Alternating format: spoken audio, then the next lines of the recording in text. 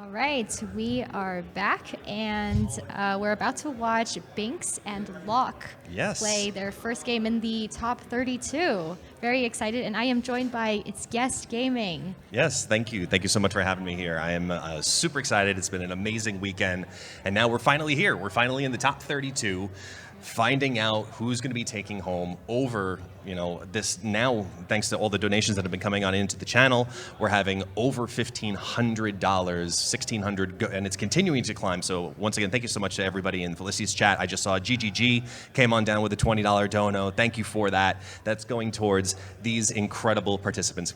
We've had some really exciting games over the last couple of days. Yeah, absolutely.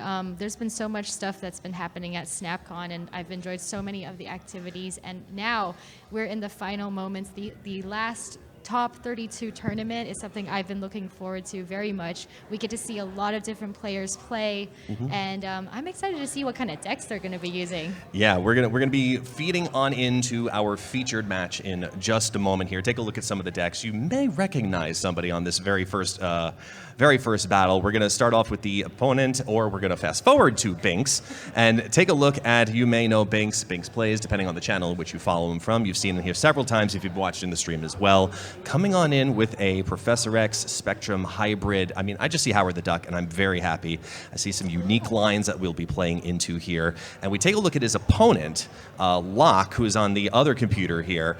He's running a very familiar hybrid deck, and I love seeing this unique card, Stegron, who we have seen in past tournaments have a great success rate, and it surprises people, but you may also recognize that it is Cerebro 5. So we're going to head on over into the battle and take a look as our participants are getting ready. They are matching up right now. Codes are being shared. It's Locke, it's Bynx. Felicity, are you ready? I'm absolutely ready. I'm very excited to see, because these are two decks that I haven't seen that much of. I am excited because we have two participants who have battled their way through. They've gone through several different qualifiers. It's been pod style. We've had groups of 8. You win your group of 8, you move on through. So we have our first two up here on the featured stage, as we have Howard the Duck potentially dropping on into Aunt May's, get the nice little beef up, and a skip, and a potential skip. I never see Howard the Duck usually, so I'm excited to see it. Personally, I like the noir variant. I can respect the Dan hip. I love my Dan hips, and he pulls out a Spectrum, so you know it's at least going to be a nice line if you're going to be pulling onto your ongoings. Now, you can take a look at the top of the screen. You will see that is Locke's deck. If you take a look at the bottom of the screen, you can follow along with Bynx, whose gameplay we are primarily watching here for this battle. You can take a look in the bottom corners. You see your SnapCon prize pool. So once again, if you wish to donate, you hit Command !donate, and everything goes to these participants as well. And in our opposite corner, you can see today's featured sponsor for the entire weekend, Impulse, and to all of our different sponsors, Advanced GG, Nouns.gg, et cetera, Rally Cry, everybody. You're going to see all of them. You're going to get familiar with them.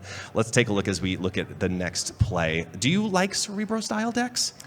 I do like Cerebro. I don't play much of it, but I did that Cerebro challenge, and that was so much fun. I feel like I need to do it again. I haven't done the Cerebro challenge personally myself, and it might be something I bring to the channel too, but as of right now, we're trying to see how they're going to scale this when you've got Altar of Death, a unique location that's going to make it really interesting for at least these opponents, where you got to be smiling if you see Luke Cage +3, Cerebro 5. I mean, it doesn't really get too much better than that. Yeah, absolutely. Do you think any of the locations favor either of the opponents? Since Luke Cage is currently down, I think it really depends on when they choose to use that Enchantress potentially, because Jotunheim could be the biggest backfire here, and that could be what we call a snap-worthy moment in these competitions. If you're going to make those big plays, like this is a perfect combination. You see your Captain Marvel, who can fly on over into the Altar of Death later on, or depending on how you place it on out.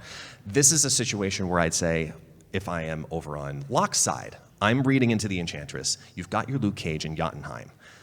I'm going to leave space. I'm going to get ready for that, and then surprise take that from you, because all of these reductions from Jotunheim will also backlog, and they will register later on. You fill up that lane and that lizard, you're now into the negative. So yeah, that's true.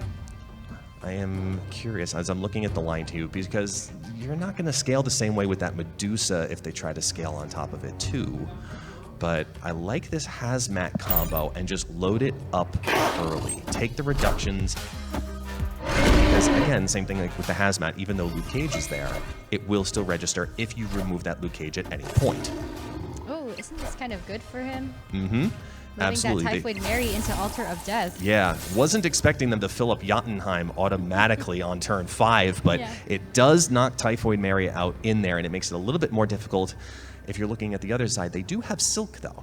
They could try to swing that Silk, and they did not pull their Cerebro, so it's a little harder trying to mitigate that damage right now, and I wouldn't be surprised if we see either opponent on either side, looking at your numbers right now, take a step back and say, thank you, but no thank you. You see the Rogue here. We're getting ready to take that Luke Cage, undo all of Jotunheim all at once. And there have been no snaps yet, right? No, see, you cued it. You cued it. You knew it was coming. We've got our first snap of the battle, and Bynx is already scruffing that beard, not sure what's going to happen next. It's a little risky, but this is what we were talking about. You pay for the knowledge, especially in these tournament scenes where it's so competitive. It is open deck list. Yep. So these opponents have had an opportunity technically to take a look at the decks that each player is playing. So there's no big surprise in that aspect. But if I'm telling you, hey, you know I'm running Rogue. I just snapped. I know something you don't know. Yeah, that's true. Both of them seem to be struggling on the final decision here, but let's see. Time is running out. Bynx is waiting, and they go through with it. Silk drops on down into Aunt May's, followed by Miles Morales, who's going to swing the Silk over into the far lane, which is what they were hoping for with Altar of Death. Put the Medusa down, flip it from a 2 into the 5, and Rogue undoes everything, takes that Luke Cage, and watch those numbers flip. Oh, wow. Silk moves back into... It moves back! Steals it back into the middle, takes the Luke Cage, and steals it a second time because Iron Lad pulls it. Then you see the Captain Marvel sees she has nowhere to go. What a play. What a combo. You thought you had it. You know you did. Yes, you did. 4 cubes and a victory over for Bynx. There they are here on the main stage. Take a breather. So Dry your hands, guys. Dry your hands. You got this. All right. That was a big move watching that second bounce there. Interesting. Subterranea could backfire a little bit, but we do see finally Cerebro, so we can see the scaling of it for the first time. Now, I want to visit one thing on Locke's deck for a second, too, because it's a card that, as I said, we've seen in other tournaments and has had success. Stegron. Are you a believer in Stegron? I have never used Stegron before. It doesn't mean I don't believe, though. I just haven't had a chance to use Stegron. You're a Stegron believer? I am. I'm not gonna lie. I'm a filthy Stegron believer. As we have a snap. We have a turn 2 snap here. They know something. And looking at the lines here, moving Silk all the way around. You've got the Cerebro bouncing on top of it. Because now, if you're Bynx, you're sitting there with that Rogue going, who am I going to put out where? Am I going to try to save that for trying to target the Cerebro, because again, it is open deck list, or am I going to try to save that for Luke Cage, depending on the locations that drop. So you're going to be looking most likely at a turn 6 Rogue, more often than not here. Howard's sitting on Iron Lad. And now the Rock as it updates as we get the Iron Lad draw into the hand with Eternity range. So it's rocks on rocks on rocks for round number 2. And looks like we just had another dono come on through as well, a $100 dono. Thank you so much for that. That gives $220 from the total prize pool. Just want to say thank you so much to everyone in Felicity's chat for contributing as Spider-Man drops into Subterranea and targets the Howard, pulls him on over, gives that lane advantage over on the right-hand side, with an Ant-Man to follow. Here, have a rock. And that early Zabu is really nice for Bynx over here. Anytime you get that turn 2 Zabu, especially if you're focusing, you know, at least 3-4 cost cards, getting that Zabu down on turn 2 takes priority over any other 2-drop you want to drop at that point. And looking for just a simple buff with the rock, trying to feed into that Ant-Man looks like the line here, but Dream Dimension, for me personally, one of my absolute most hated Dream low cage. Dimension? Because it throws off so much mid-battle. I know. I can feel respect like it. turn 5 is a really important turn, too. No, as Medusa drops into it for the first time in this match. Turn 5, show me something good, and it's a lizard. Is that the new mech lizard? I believe it is, yes. It's a new shiny toy, and you got to feel bad for Locke right now, who's just had rock after rock after rock on the draw. Bad. And I'm pretty sure that our snap also was Bynx earlier on, so I would not be surprised to see this swing out later. Do you drop Cerebro early? Do you risk it potentially by putting it over in Subterranea? Yeah, there's just not much else to play, though, you know? Ooh, you're trying to swing over that Silk, maybe into the Subterranea? Nope, just lands into the Dream Dimension. Now you've got 7s across the board. Iron Lad's going to copy Spectrum, who's going to beef up the Zabu, Ant-Man, Howard the Duck, all simultaneously. That's a nice piece, and know that it's definitely coming. And for those who haven't seen it on anybody's stream, of course Bynx is showcasing his winning Spectrum variant. I think this whole deck is just a flex to use that at this point. Absolutely. Did you win? Did you win the Spectrum variant from Conquerors? I didn't have time to watch much. Should we put you on the spot and say who did you vote for that didn't win? No. I didn't even vote. You went passive on that. That's fine. As we get a possible retreat here, and wait for it to back out. I think this is a smart move. You don't have enough power to justify anything else. You can really take over Subterranea with that Spectrum, and that's about it. And it's your opponent retreated. So K thanks bye. We continue on. Heading into round number 3. And we have a new challenger over on the right-hand side. Double dipping is Locke and Baby Locke. It's a variant of Locke, the baby edition.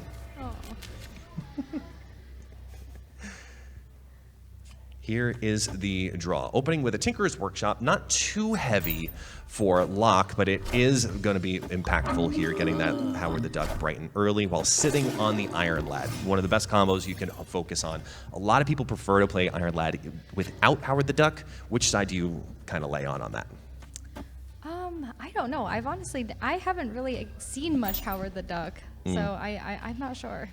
He's a card that I love playing Howard the Duck. Whether I'm using Iron Lad or not, that little piece of knowledge, especially in these tournaments and in Conquest, having that one step ahead to know, hey, I'm waiting on turn 5 for this combo. I'm waiting on turn 6 for this combo. Am I going to pull it or do I have to pivot?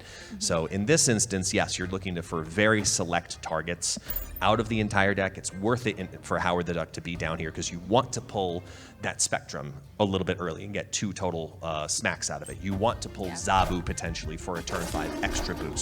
There are certain targets that are worth your while, including Luke Cage. Getting a 4/6 version of Luke Cage is not a bad thing.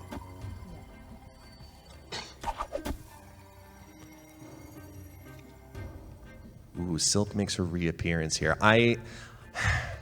Have you tried Lammy's deck with Silk that has been taking over the meta recently? We talked a little bit about it in the Meta Managers panel earlier this morning. And Silk is a card who's made such an incredible resurgence. I've seen it in several different decks. Movement, non-movement, just a straight stat line. And we have only a couple of 2/5s that have very strong conditions to it. But now, all of a sudden, because we've seen the success in these tournaments and these giant events with Silk, she is making a reemergence and the Spotlight Cash simultaneously. You're going to see it all over the meta. What do you like to play? If you're going into Conquest, are you bringing a deck that is very combo contingent, but high risk, high reward? Or do you like to just kind of go staple, as Iron Lad's going to be copying the Ant-Man, who's going to draw on the next turn? Yeah, I definitely play more safe, so for me, I don't know. I have to play something much more stable. Consistency is key to a degree, but good risk does have good certain reward as well. Oh, absolutely. We wait on our draw here, and the big house with Ant-Man in hand. And we could have a lane lock here with Professor X. And this is one of the few times that I've also seen, at least in the last couple of weeks for this scene, Professor X being played without our friend Jeff the Baby Land Shark. That control element is so key, knowing that and this is a perfect scenario as to why you would want to have that. If you do have your your Professor X locked down, and they played a 5 power, for example, having that backup surprise insurance play on Conquest or in different styles of tournament, open deck list, closed deck list, it doesn't matter. That backup insurance is incredibly consistent. That's why we've seen certain ongoing decks like W put out a deck last month as Enchantress comes down to get rid of the effect from Zabu. The positive side is that it hits Bynx over for Lizard, waits for Silk to move all the way over into Tinkerer's Workshop. We saw it, watched it over here as Bynx is waving like, go over there, go over there, go over there, and it made it all the way through. So they are now locked. I feel like that was a very risky play by Bynx there with the Professor X, but I'm glad it paid off for him. Yeah, absolutely was worth the risk because now they're sitting here. No snaps yet. But you know you can fire off that Silk, and that lane is locked. So you're going to lose the 5 off of that lane from the Tinkerer's Workshop. It'll drop down to 9. You just need 1 power. That's it. So, I mean, this is, to me, Locke is kind of up against the wall here and has a pretty stable retreat at this point. Bynx is thinking about actually retreating, though, with the potential move of Captain Marvel, who could swing back in to Tinkerers. That's, I guess, the biggest issue right now is, will it move? Are they about to drop 2 cards? Or are they about to drop 1 big giant card? They're looking for a Stegron. And Bynx sees it. Bynx sees that this is a retreat later moment for him, looking at the double movement of Silk and Captain Marvel back and forth, and we have another retreat. Bynx loses his first cube of the day as we head into our last single cube opportunity, round number 4. Big moment here for our participants, because we need to see some aggressive snapping on this turn before we get into high stakes. It's a strategy that not enough players have capitalized on, knowing that, hey, I can get you for 1 cube and you can run away. Or you think you really have it, guess what? I have something on you in some way, shape, or form. I'm gonna make you pay to see my move. And for our viewers at home who don't know exactly what Silk does, can you tell them? Sure, absolutely. I love the feed there. Thank you. Volley, salt, pepper, serve. Thank you so much, Felicity. So Silk 2-5. You're doing great. Thank you. No, it's like you stream. So she's a 2-5. She's a 2-5, where every time you play a card into that lane that she is residing in, she's going to bounce all over the place. So that's why we saw here on the actual main stage when Silk was swinging on over, please don't land in the middle. Please don't land in the middle, because then you're completely locked at that point. So it's going to be inconsistent, but if you know how to mitigate that by looking at your percentages, thinking about where your play lines are going to be, it's a difficult card to truly master. But if you get it down even 80% of its max capability, it is a really, really strong stat line to work with. Yeah, as our Zabu now, who's gotten pulled and nobody's able to take advantage of Superflow, now they have to figure out how they're going to mitigate into Morag, one of the more difficult locations looking at Bynx's deck versus our swinging movement deck, who has a lot of different ways to get into Morag. Is there a location that you see that comes into this game where you automatically just say, I'm not dealing with this, I retreat, I forfeit a cube, this is just not it for me? I usually don't like the Nexus. I know that's a Nexus? strange answer. I know, it's a very strange answer. Yes. For some reason, I don't know. It's just, I feel like people will change the location, or they'll do something tricky, or it's just too difficult for me to build up enough power. I don't know, it just feels risky. I don't mind the Nexus if I'm holding some kind of location control in some way, shape, or form. Even a Snow Guard, I will take Nexus at that point, and then I can decide how I want that to play out. Yeah, you know, a lot of people hate, for example, district decks. We've seen Eagle pop up in this tournament in some of the pods in the earlier day 1 rounds also.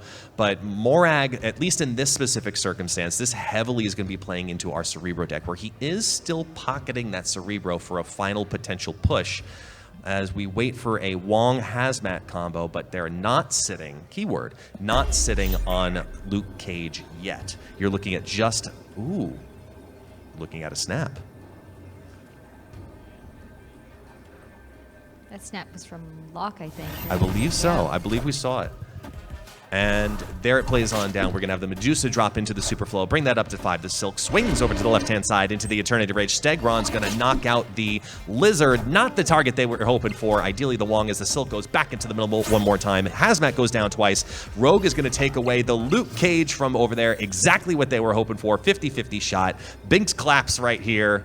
And now you've got a tough call, because you're in for at least 4 cubes right now if you're Locke.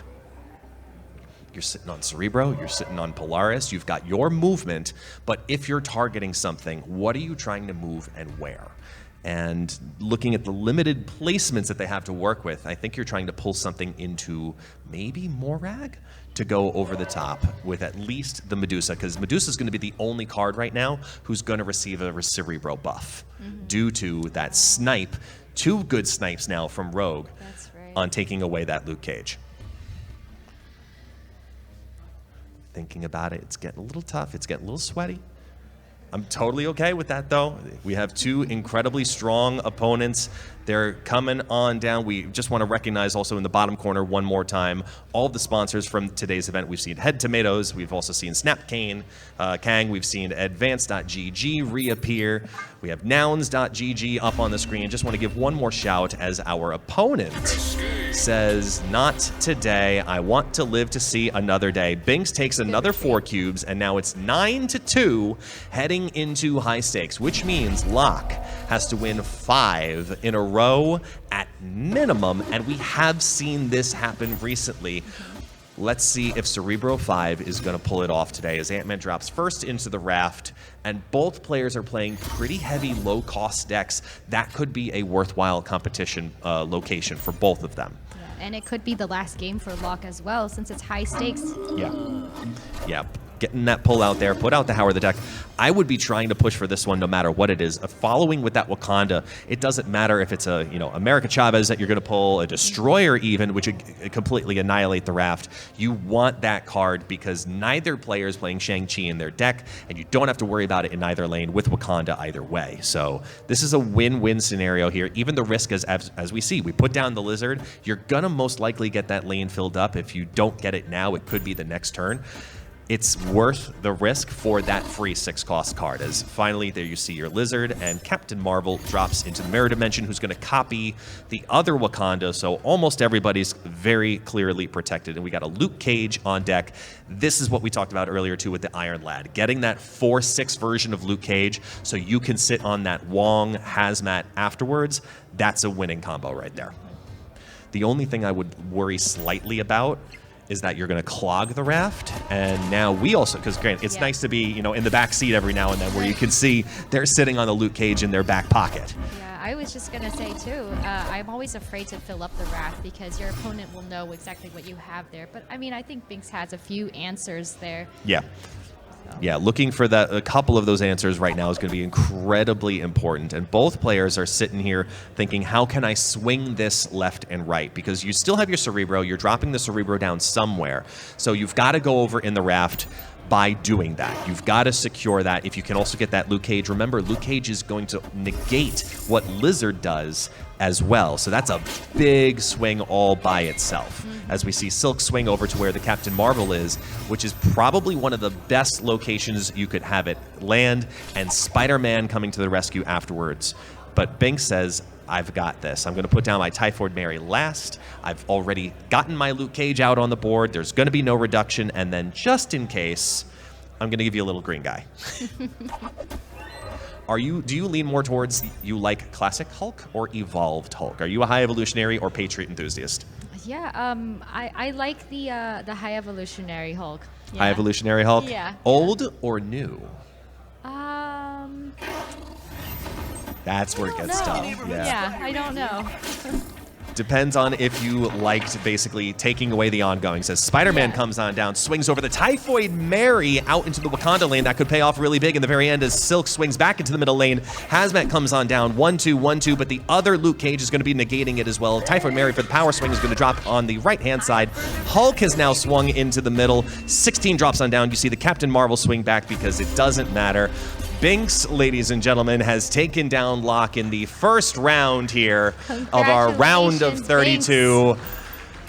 Wave, it's a long distance GG. Hands are full as Bynx and Locke. Great battle, gentlemen. Thank you guys so much for participating, and we will continue on, and we're going to be swinging it back here to the two of us. Welcome back. We're here. Welcome back. What'd you think watching from the outside and not playing and being on the casting side? Because this is new. Yeah. This is a new aspect for you, right? Oh, yeah, absolutely. I'm definitely not a caster.